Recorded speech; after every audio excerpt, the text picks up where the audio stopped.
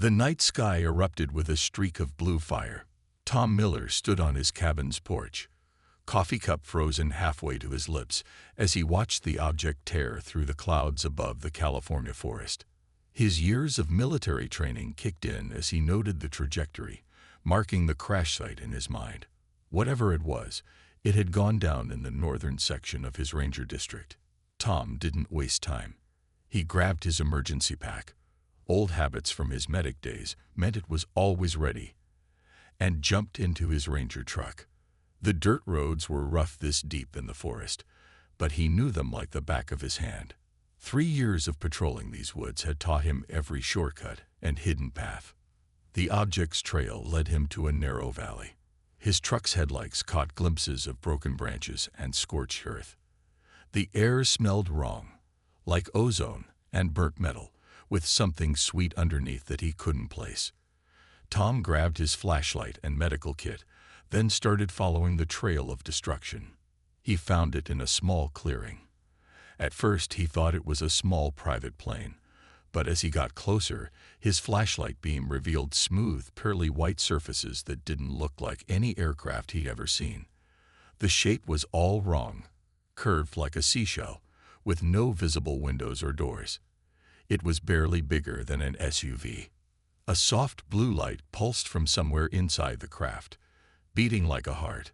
Tom approached carefully, his boots crunching on debris.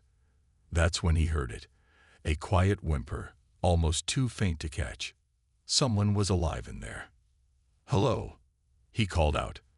"I'm a ranger and a medic. I'm here to help." A section of the pearl-white surface suddenly became transparent, like frosted glass turning clear. Tom's flashlight beam passed through it, illuminating the interior. What he saw made him forget all his training for a moment. A girl lay crumpled in what looked like a pilot's seat, but she wasn't human. Her skin sparkled like diamonds, catching and splitting his flashlight beam into tiny rainbows. She looked almost like a statue carved from crystal, except her chest was moving with rapid, shallow breaths. Dark liquid, blood, trickled from a gash on her forehead, but it shimmered like liquid starlight. The transparent section slid away with a soft hiss. The girl's eyes fluttered open, revealing irises that swirled with colors like an aurora. She tried to speak, but only managed a pained gasp. Tom pushed his shock aside. Injured was injured, human or not. He climbed into the craft, already pulling supplies from his medical kit. Up close, he could see that her crystalline skin wasn't hard like glass. It had gift to it, like human skin, just with that strange, light-refracting quality.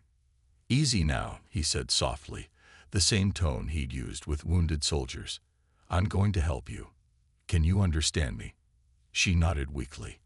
A small device on her neck glowed as she spoke, her words coming out in clear English despite her alien mouth movements.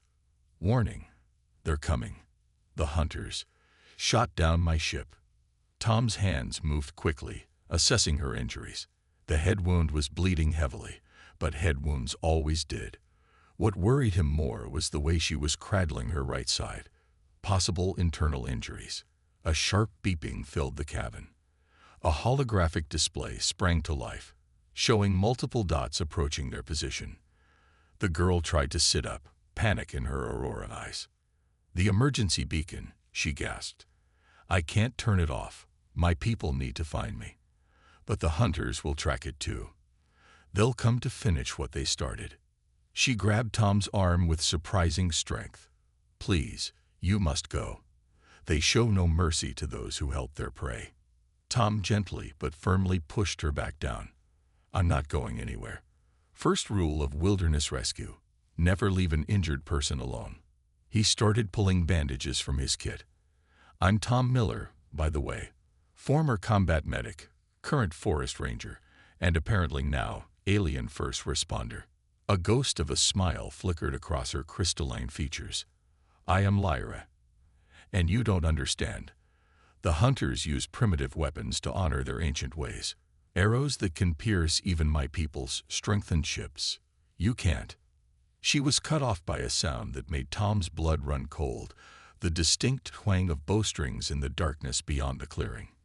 The hunt had begun. Tom reacted instantly. He grabbed Lyra and pulled her down just as arrows whistled through the space where they had been. The projectiles struck the ship's interior with metallic pings, their stone tips leaving deep scratches in the pearly surface. "Can you move?" Tom asked, keeping his voice low. Lyra nodded, though her face showed pain. Her crystalline skin flickered with waves of color that seemed to match her distress. Tom noticed how the arrow scratches on the ship's walls caught the light, just like Lyra's skin. "My people, the Luminary, we're made of living crystal," she explained, seeing his concerned look. "Strong enough for space travel." But she touched one of the arrow scratches. "These primitive weapons, they're somehow perfectly designed to damage our material structure." More arrows struck the ship. Tom pulled Lyra toward the back of the cabin, where the angle offered better cover. "Why are they hunting you? What did your people do to them?" Lyra's aurora eyes dimmed. "Nothing. We're peaceful explorers. The hunters, they believe our technology threatens their ancient ways. They attack any advanced civilization that enters their claimed space." She tried to stand but stumbled. Tom caught her, noting how her skin felt warm despite its crystalline appearance. "I'm a diplomatic trainee," she continued. "This was supposed to be a simple survey mission. We've tried for years to make peace with the hunters, but they refuse all attempts at formal talks. They say," she winced as she shifted position, "they say that only those who prove themselves in combat are worthy of discussion." Tom's medical training kicked in as he noticed dark sparkles seeping through her side. "You're bleeding again. Let me help." He pulled out fresh bandages and a small bottle of antiseptic. "I don't know if human medicine will work on your biology, but basic principles are similar," Lyra said. "Our bodies may look different, but we're both carbon-based life forms." She watched with fascination as Tom cleaned and dressed her wounds. "You're very gentle for a..." She paused, seemingly embarrassed. "For a primitive." Tom smiled, carefully wrapping the bandage. "We humans might not have mastered space travel yet, but we've gotten pretty good at patching each other up." A loud thump from outside made them both freeze. Heavy footsteps circled the ship. A deep voice called out in a language Tom didn't understand, but its threatening tone was clear enough. "They're demanding I surrender," Lyra translated, her voice shaking. They say they'll kill anyone who helps me." She grabbed Tom's arm. "Please, you must go.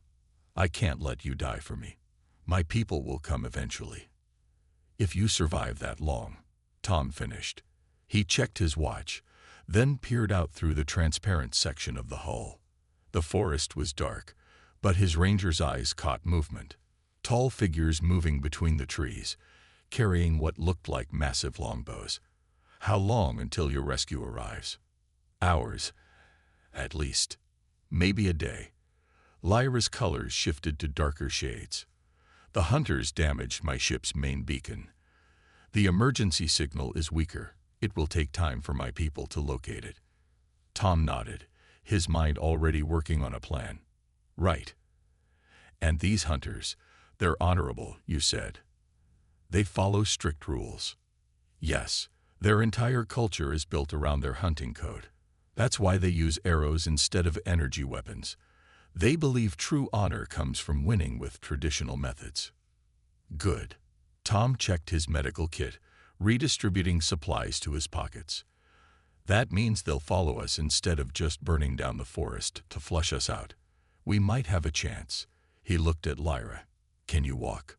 I think so. But you can't possibly mean." Tom grinned, the same grin that had reassured countless wounded soldiers. "Oh yes, I do. We're going to play a little game of hide and seek, and lucky for us." He patted his ranger's badge. "Nobody knows these woods better than me." The hunter's voice boomed again. "Closer now." Tom helped Lyra to her feet, supporting her weight. "When I say run," he whispered, "we run." "And Lyra?" She looked at him questioningly. "Welcome to Earth." Sorry about the rough reception committee. Tom and Lyra burst from the crashed ship, keeping low as arrows sailed overhead. The forest was dark, but Lyra's crystalline skin gave off a faint glow that worried Tom. He quickly shrugged off his ranger jacket and draped it over her shoulders. The thick material dimmed her natural light. Head for the creek, Tom whispered, guiding her through the underbrush. Water will mask our scent and sound. His years of tracking animals through these woods were finally paying off. But this time, he was the one being hunted. They could hear the hunters crashing through the forest behind them. These aliens might be honorable warriors, but they clearly weren't used to moving quietly through woodland. Tom used that to his advantage, leading Lyra along the quieter deer trails he'd memorized over the years. "Stop," Lyra gasped after 10 minutes of running. She leaned against a tree, her breathing ragged. The glow beneath her skin had dimmed, and Tom didn't think that was just because of his jacket. She was getting weaker. He checked her bandages quickly. The strange, sparkly blood was seeping through again. "We need to find shelter soon," he muttered. "You can't keep running like this." A horn sounded in the distance, deep and haunting. Lyra's Aurora eyes went wide with fear. They're calling for reinforcements. More hunting parties will come. Tom helped her start moving again, supporting more of her weight. "There's an old bear cave about half a mile ahead. We just need to reach it without leaving an obvious trail." He glanced at the sky, where heavy clouds were gathering. "And preferably before that storm hits." They picked their way carefully through the forest. Tom used every trick he knew, walking on rocks to leave no footprints, brushing away marks they did leave, doubling back occasionally to confuse the trail. The sound of pursuit grew fainter, but he knew better than to relax. Thunder rumbled overhead as they reached the cave. Tom did a quick check with his flashlight. No current residents, thankfully. He helped Lyra inside just as the rain began to fall. "The rain will help hide us," he said, helping her sit against the cave wall. "But it also means we need to worry about staying warm." He pulled an emergency blanket from one of his many pockets and wrapped it around her shoulders. Lyra watched him work with those color-shifting eyes. "You're very good at this. The survival skills, the tracking." She paused as another horn call echoed through the rain. "On my world, we've forgotten many of these basic skills. We rely too much on our technology. Technology's great until it breaks down," Tom said, checking the cave entrance. "Then you need to know the old ways." He turned back to her with a frown. "Speaking of technology, that emergency beacon of yours, the hunters are tracking it, right?" Lyra nodded weakly. "Yes, it's part of my biology now. A crystal shard embedded during my diplomatic training. It lets my people find me anywhere." She touched her chest. "But if we try to remove it, you could die," Tom finished, "and your people wouldn't be able to find you." He sat down beside her, thinking hard. The sound of the rain was almost peaceful, but he knew the hunters were still out there, moving into position, tightening their net. "Why are you helping me?" Lyra asked suddenly. "You're risking your life for someone who's not even from your world. The hunters would probably let you go if you handed me over." Tom was quiet for a moment, listening to the storm. "Because it's right," he said finally. "Because you needed help, and I could give it. Sometimes it's that simple." He smiled. "Besides, I've always wanted to meet an alien, though I pictured less running and more peaceful cultural exchange." A flash of lightning illuminated the cave entrance. In that brief moment, they saw a tall silhouette standing there, bow drawn. Tom didn't hesitate. He threw himself in front of Lyra as the arrow was released. The storm swallowed Lyra's scream. The arrow struck Tom in the shoulder, the impact spinning him around. He gritted his teeth against the pain, keeping his body between Lyra and the cave entrance. His old tactical vest had deflected the worst of it, but the arrow's stone tip had still broken skin. Lightning flashed again, revealing more hunters moving into position outside. Their massive forms cast long shadows into the cave. Tom counted at least 6 of them, each armed with bows taller than a human. "Tom." Lyra tried to pull him deeper into the cave, but he stood his ground. Her crystalline skin pulsed with worried colors. "You're hurt." "Just a scratch," he lied, breaking off the arrow's shaft while leaving the tip in place. "Basic field medicine. Don't remove embedded objects. Stay behind me." The lead hunter stepped forward, lightning illuminating his alien features. He was tall, easily 8 feet, with gray-brown skin that looked like tree bark. His eyes glowed amber in the darkness. He spoke, his deep voice carrying even over the storm. "He says," Lyra translated shakily, "he says you're either very brave or very foolish, that you should step aside and let them complete their hunt." Tom straightened up, ignoring the burning pain in his shoulder. "Tell them that's not going to happen." More hunters appeared at the cave mouth. Some had nocked arrows ready, while others watched with what looked like curiosity. Lyra translated Tom's words, her voice growing stronger. The lead hunter's eyes narrowed. "He says they prefer not to harm other species, but they will if you force them. That their quarrel is not with Earth or its people." Thunder crashed overhead. Rain poured down outside, but inside the cave, time seemed to slow. Tom could feel warm blood trickling down his arm, but his voice was steady when he spoke. "Tell them I understand honor. Ask them where the honor is in hunting an injured diplomat, in shooting down an unarmed ship." Lyra translated.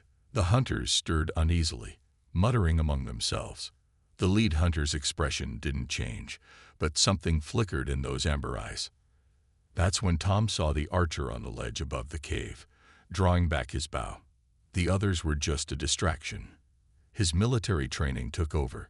No time to think, only react. Down. He spun and tackled Lyra as multiple arrows filled the air. Pain exploded across his back as 2 more arrows found their mark, but he kept her shielded with his body. He could feel her trembling beneath him, her crystalline skin hot against his chest. Then, unexpectedly, the lead hunter shouted something sharp and commanding. The arrows stopped. Lyra's voice was thick with tears as she translated. "He's calling them off. He says this isn't how they hunt, that there's no honor in killing someone who would sacrifice themselves for another." Tom stayed where he was, protecting Lyra, but turned his head to look at the hunter leader. Their eyes met across the cave, human and alien, predator and prey, warrior and warrior. The hunter spoke again, slower this time, pressing his fist to his chest. "He says they've never seen anyone take arrows meant for their quarry," Lyra whispered. "He's asking why. Why would you do this for someone not of your world?" Despite the pain, Tom managed a small smile. "Because that's what humans do. We protect those who need protecting. It doesn't matter where they're from." When Lyra translated this, a murmur went through the gathered hunters. Their leader stepped forward, into the cave, and did something unexpected. He knelt down to Tom's level. "You bleed well, Earth Warrior," he said in heavily accented English, surprising them both. Perhaps there is more to learn here than we first thought." The storm raged outside, but inside the cave, something had shifted. Tom's blood dripped onto the stone floor, each drop a testimony to his choice. He didn't let go of Lyra, didn't move from his protective position, but he met the hunter's gaze steadily. "Then let's talk," Tom said, even as his vision began to blur. "But first, I don't suppose anyone has a first aid kit." The storm continued to rage outside, but inside the cave, an unusual scene unfolded. Tom lay on his stomach, while Lyra used her limited medical technology, a small crystal device that emitted soft blue light, to treat his wounds. The hunters watched with intense interest, their huge forms casting shadows in the flickering light. "This will help with the pain," Lyra said softly, passing the crystal over the arrow wounds in Tom's back. A cooling sensation spread from each injury, dulling the sharp ache. "But I'm afraid my medical kit wasn't designed for human biology. I can only do so much." The hunter leader, who had introduced himself as Stone Voice, squatted nearby, studying Tom with those amber eyes. "Your kind is strange," he rumbled in his accented English. "Soft-skinned, yet you stand against arrows. Weak-looking, yet you protect the strong." Tom winced as Lyra removed another arrow tip. "Looks can be deceiving. Humans might not have crystal skin or tree bark armor, but we're tougher than we look." He managed a pained smile. "And stubborn. Very stubborn." Two younger hunters near the cave entrance whispered to each other, pointing at Tom's ranger badge, which lay nearby, still attached to his torn shirt. Stone Voice noticed their interest. "What is that symbol?" he asked. "A warrior mark." "Something like that," Tom said. "It means I'm a protector of this forest. I keep people safe, watch for fires, help lost hikers. Sometimes," he glanced at Lyra, "sometimes help crashed aliens." Lyra's hands paused in their work. Her crystalline skin rippled with colors that seemed to reflect her thoughts. "Among my people, the luminary, what you did would be considered the highest form of honor. To shield another from harm, to risk your own life." She touched one of his wounds gently. "We have stories of such acts. But in modern times, they're seen as just that, stories. Because your technology protects you now," Stone Voice said, but his tone held less criticism than before. "You've forgotten the price of protection." "Yes," Lyra admitted. "Perhaps that's why we've never been able to understand your people, never been able to make peace.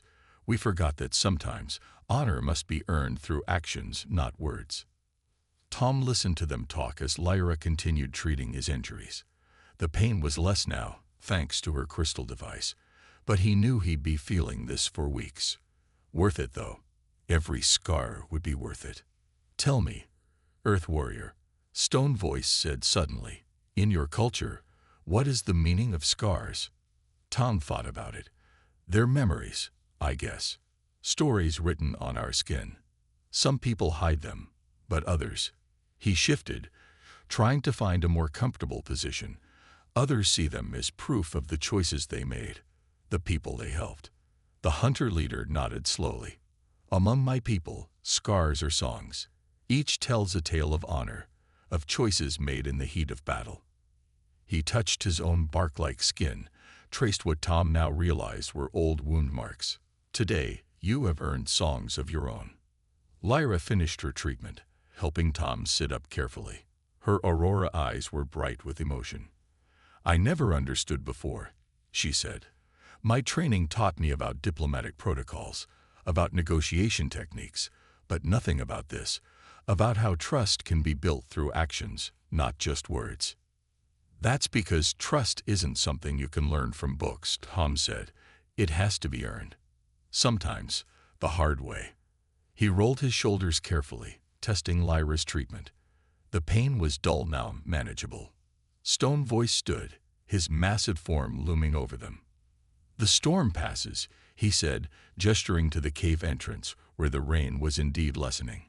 "Soon, your people will come." He nodded to Lyra.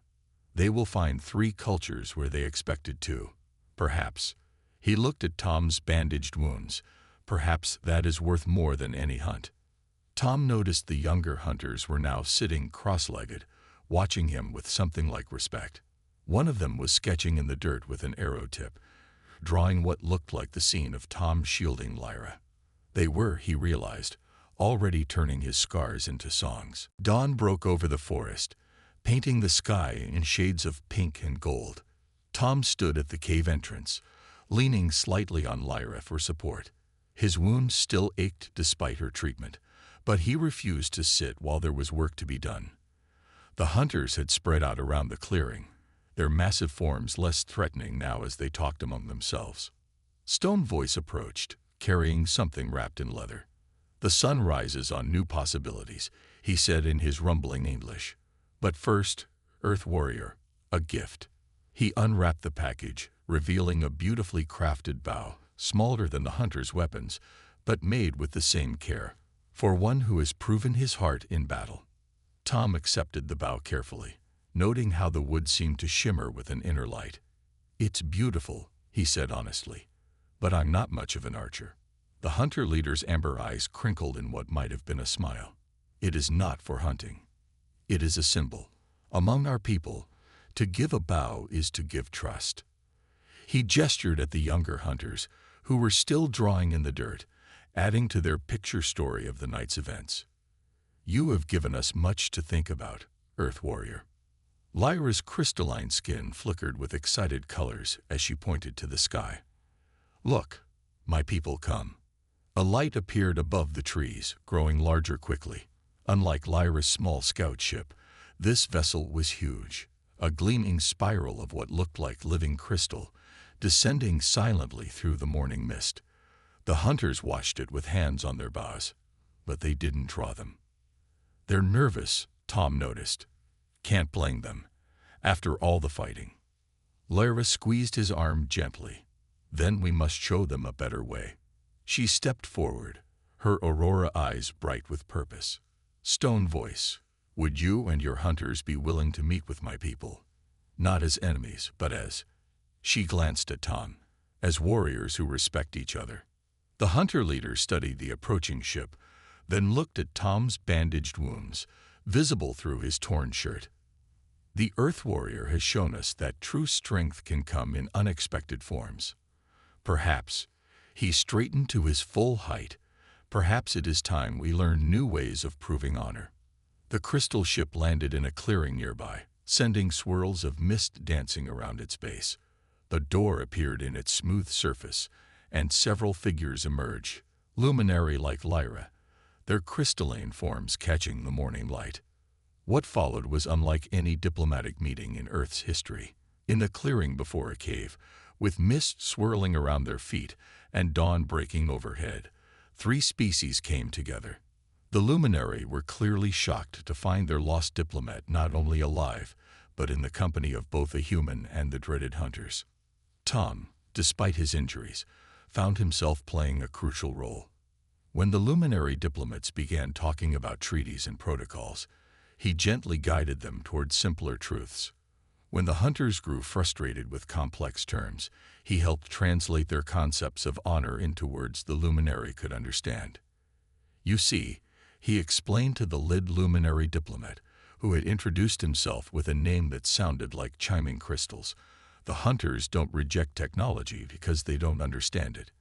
They reject it because they're afraid it will make them forget the value of personal courage and honor. And you, Earth Warrior? Stone Voice asked. What does your people's wisdom say about this? Tom smiled, shifting carefully to ease his wounds. We're still figuring it out ourselves. But I think the trick is finding a balance, keeping the old wisdom while embracing new ways, learning from each other. The luminary diplomat's crystal skin pulsed with thoughtful colors. Perhaps, he said slowly, we have been approaching this wrong all along. We sought to teach, when we should have sought to learn. Stone Voice nodded. And we sought to preserve our ways by rejecting all others. Neither path was wise. Lyra, watching all this, touched Tom's bow gently. And sometimes, she said, it takes an outsider to build a bridge between worlds. The morning sun rose higher, shining on an unprecedented scene. Hunters showing luminary their bow crafting techniques, luminary demonstrating their healing crystals, and in the middle of it all, a wounded human forest ranger, teaching both sides about finding common ground. 3 months had passed since that dawn in the forest. Tom stood at the window of the new luminary embassy, watching the sunset paint the sky in colors that reminded him of Lyra's aurora eyes. His ranger uniform had been replaced by a diplomatic outfit that still felt strange to wear, though not as strange as the title that came with it. Earth's first ambassador to the luminary. His fingers absently traced the scars on his shoulder through the fabric. The luminary doctors had offered to remove them completely, to erase all trace of that night in the cave. Tom had declined. Some marks were worth keeping. Still getting used to the view. Lyra's voice came from behind him.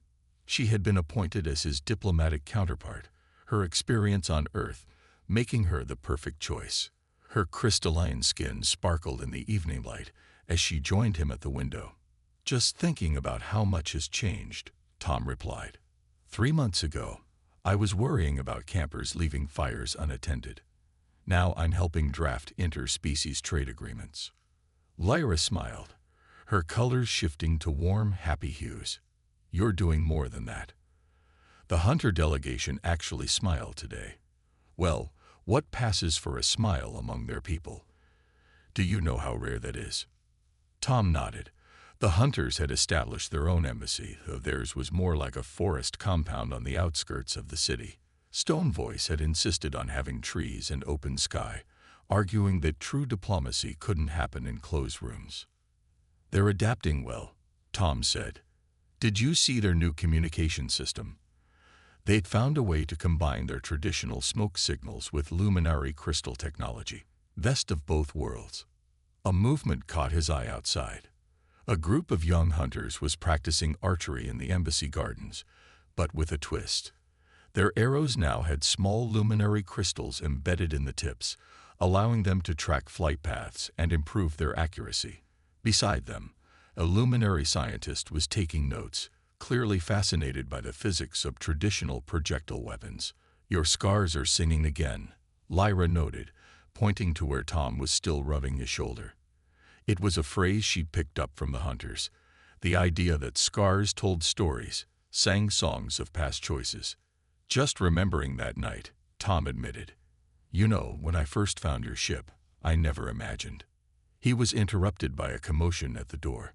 Stone Voice entered, having to duck slightly under the human-sized doorframe. Despite the formal setting, he still wore his traditional hunting leathers, though now they were adorned with both hunter markings and luminary crystals. "Earth Warrior," his deep voice boomed cheerfully. "The Council has approved our proposal. The joint training program can begin next month." Tom grinned. The program had been his idea, bringing together hunter warriors, luminary diplomats, and human rangers to learn from each other. The hunters would teach about honor and tradition, the luminary about technology and progress, and the humans about finding balance between the two. "That's wonderful news," Lyra said, her skin pulsing with excited colors. "Have you chosen who will lead the first training session?" Stone Voice's amber eyes crinkled. "Actually, we were hoping Tom would do the honors. After all," he gestured to the bow mounted on the wall, the same one he had given Tom in the cave. "He has proven himself worthy to teach all three paths." Tom looked at the bow, then at his two friends, the crystalline diplomat and the towering hunter. Three species, three ways of life, all brought together because he'd made a simple choice in a dark cave. "I'd be honored," he said, "but only if you both help. After all, the best bridges have multiple supports." Outside, the sun had set completely, but the embassy gardens were lit by a beautiful combination of Earth's electric lights, luminary crystals, and hunter fire pits.